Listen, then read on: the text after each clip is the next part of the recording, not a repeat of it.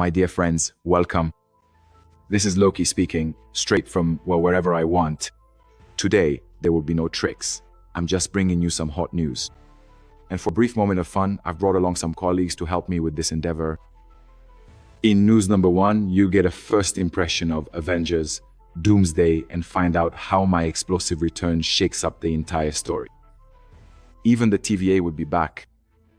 We analyzed every scene, the visual details, the script clues, and the possible effects on the Marvel Universe. In news number 2, you'll get a detailed look at the first trailer for Mortal Kombat 2, with Karl Urban returning as the fearless Johnny Cage. Ultra-violent scenes and effects that promise to break everything on screen.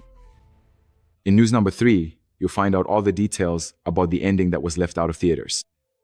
From the most shocking deleted scenes to the real motivation behind Batman, which almost didn't make the official cut. Now, an important message. I know you admire my genius, but for you to click subscribe and like, I need a little push. I hate to ask, but without it, you'll forget about me. I know who doesn't subscribe. I have the eyes of the multiverse. And for those who dare to ignore me, well, don't make me adjust your timelines. Chaos, for me, is a promise. Today's news is about me. Yes, the Marvel Universe has put me in the spotlight for Avengers, Judgment Day. I'm back at the TVA, and the green there reminds me, well, of my own things. The directors asked me to keep a close watch, as if they doubted my power. But I warned them, the god Loki is back, and maybe even Crocodile Loki will show up. Don't underestimate my charm. The thing is, it's not just the TVA characters involved here. No, expect the greatest heroes of the MCU and some other familiar faces to show up there. It's like when Deadpool and Wolverine made a quick stop at the TVA in their movie. They must be dragging me back into that part of the plot, you know? After all, I'm so intrinsically connected to the TVA and all those poor souls who work there. They haven't confirmed which other specific TVA characters are returning for Avengers, Doomsday.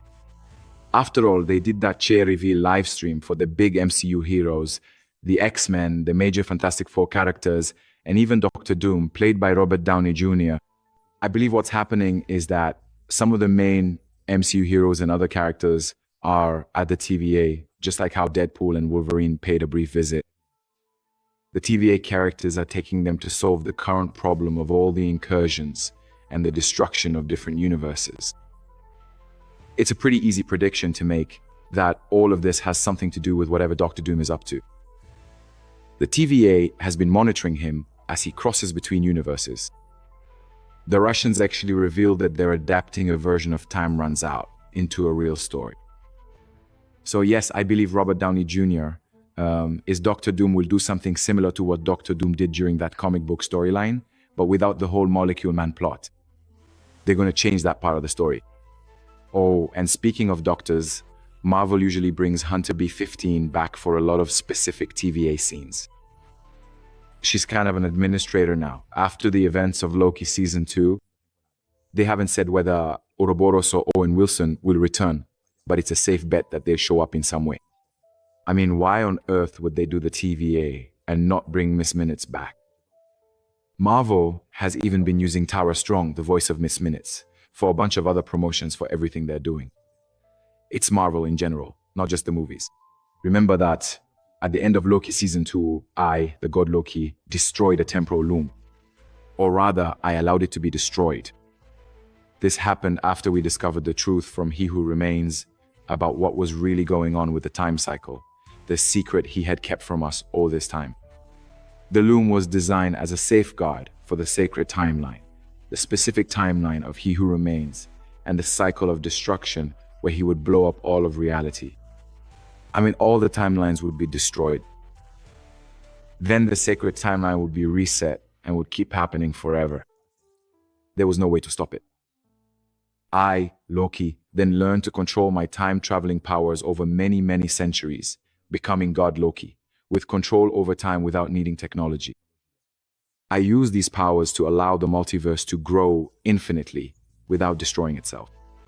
But for this to work, I had to sit in that higher dimension on my throne, being the gardener, the protector of the multiverse for the rest of all time, for eternity.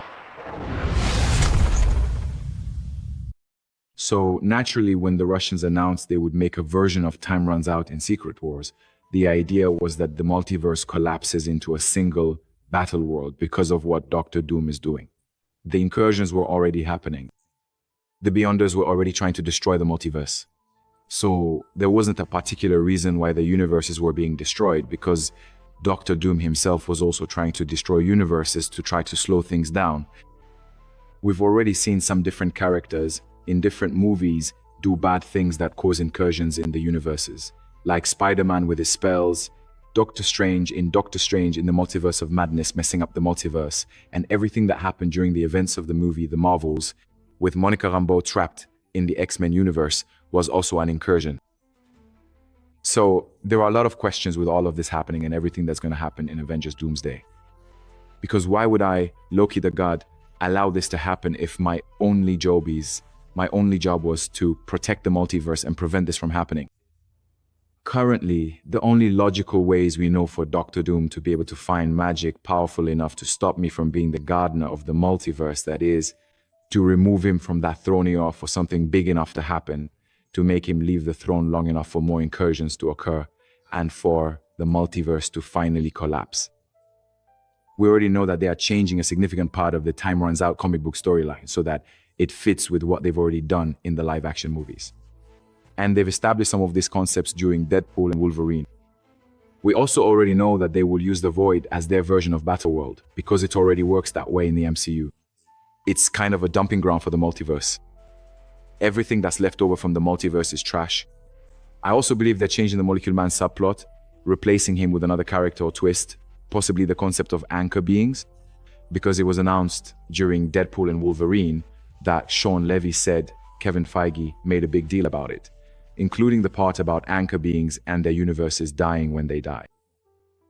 That wasn't something the Deadpool and Wolverine team made up. Kevin Feige went to them and said, "Do it this way, let it be like this." So it's possible that he did this in anticipation of Avengers Doomsday and Secret Wars. During the Time Runs Out storyline, they use Molecule Man for this twist, where he is connected to every different universe.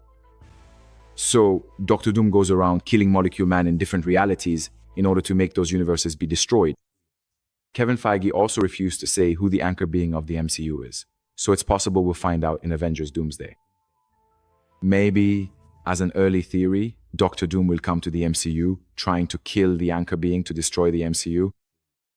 I think we all assumed that the TVA would get involved with this somehow, and that I, the god Loki, would be involved. Because the whole thing about the TVA is that they're time cops, the police of the multiverse. So they're probably monitoring incursions. They're probably keeping an eye on Doctor Doom, if he's out there killing anchor beings or jumping between different universes for a while. At the end of Loki Season 2, they made it seem like they had, in fact, changed to become the Kang Variant Authority. Like they were just going after variants of He Who Remains throughout the multiverse. If it wasn't clear, they kept searching for other very dangerous villains across the multiverse. Doctor Doom would be at the top of that list in Avengers Doomsday. So of course the TVA would be keeping an eye on him. Let me know in the comments. What do you think Doctor Doom does to allow the rest of Time Runs Out to basically unfold and the entire multiverse to collapse? Since I, the god Loki, technically have the power to prevent that from happening. Doctor Doom simply needs to do something to deal with the god Loki, and magic is probably the easiest way to get around that. My rise set the stage for countless battles and shaped the very fabric of the timeline. I am now one of the most powerful characters within the live-action movie multiverse overall. Franklin Richards will be showing up soon as well. He'll be at the top of this power level list. There was literally a Fantastic Four trailer where they were joking about how powerful Franklin Richards will be in the context of the movie. Like, characters in the movie will be questioning just how powerful Franklin will be. And since we just spent time at the TVA during Deadpool and Wolverine, people are asking what's going on with those two characters. Does Deadpool still have that TVA time device? The one he had in the post-credits scene, which lets him open portals through time in the multiverse. Originally, they weren't supposed to come back during Avengers Doomsday. They were going to save their return for Secret Wars. But since Deadpool and Wolverine blew up so much, like made so much money, I wouldn't be surprised if they had a small cameo during Avengers Doomsday. But I still think they're not meant to be major characters in the story. Until Secret Wars, it's like, oh damn, we have to go back to the Void. We just got out of here. This place is terrible. Why are we here again? On the other hand, Chris Hemsworth just gave an interview about Avengers, Doomsday, saying they wouldn't be doing any new Asgard stuff. He was just sad about how much he enjoyed doing all the new Asgard things in the previous movies and how they wouldn't be doing that during Doomsday. This is what he actually said. Filming the Avengers in Scotland was a really cool experience. He's talking about Avengers Infinity War and Avengers Endgame. It doesn't look like we'll be going back for Doomsday, which means they won't be doing many exterior scenes of New Asgard or the Asgardians. But I would love not only to visit there again, but to film and do more work in the country. The people are amazing. He might also be teasing a bit about Thor 5 because there have been more talks about them actually making Thor 5 at this point. Remember that Kevin Feige said there would only be 5 main groups during Avengers Doomsday. And although Valkyrie's chair showed up during the chair watch, he didn't specifically name the Asgardians, which means that the Asgardians as a group themselves didn't seem like they would be a big part of the movie. But Valkyrie herself, as well as New Asgard, exist during the events of the film, so they'll probably have to at least be lightly referenced, but we won't spend much time in New Asgard specifically. I can't wait to see Chris Hemsworth and Scarlett Johansson return. They've been teasing some really strange things behind the scenes like, oh man, it's such a shame we won't be coming back as our characters. But in reality, they're just talking about coming back. Will they return as their original characters? They'll probably come back as multiverse versions, completely different types of characters. We already have a lot of images of them filming X-Men scenes in their universe, with a big Doctor Doom battle taking place. There are Sentinels that look exactly like the classic ones from the 90s comics and the X-Men animated series. This is probably an early theory, the X-Men universe, where Monica Rambeau got trapped at the end of the Marvels, just because it shows a lot of plot threads and explains where many characters are in the MCU so far. This battle seems to happen right at the beginning of the movie and will be kind of like Thor's battle with Thanos at the start of Avengers Infinity War. Like they open Avengers Doomsday with a big battle scene, and then all these characters travel to the MCU. Eventually, the survivors of that, please, don't kill off all these X-Men in that opening battle. That would be a huge, huge disaster. When it comes to Thor 5, if Marvel really does make a version of that in the next few years, what I'd like to see is Doctor Doom killing Thor at the end of Avengers. Doomsday as one of the big twists. Like, Thor is supposed to be so powerful now in the MCU. Wouldn't it make Doctor Doom seem like a much bigger threat if the other Avengers watched him kill Thor right in front of their eyes? So at some point, the god Loki, could help Thor as he tries to come back to life and become Rune King Thor in Thor 5, going through all the different trials he faces in the comics to reach that extra level of power where he becomes Rune King Thor. In the comics, there was a series of trials he had to go through to become that. It seems that if they're going to make a Thor 5, they have to put me in it. That was one of the big things missing from Thor Love and Thunder. There was no Loki. Just because we're kind of in the middle of Superman week right now. So that's it, my dear viewers. Loki's time is back, and this time the multiverse is in my hands, or rather, under my supervision. Don't forget to hit that like button, click subscribe, and please comment below what you thought of my brilliant analysis. Otherwise, don't blame me if your next breakfasts mysteriously turn into worms, or if your internet connection suddenly decides that the concept of stability is just a suggestion. You've been warned. Now I'll hand it over to my dear colleague Rodrigo Barros, a Mortal Kombat specialist.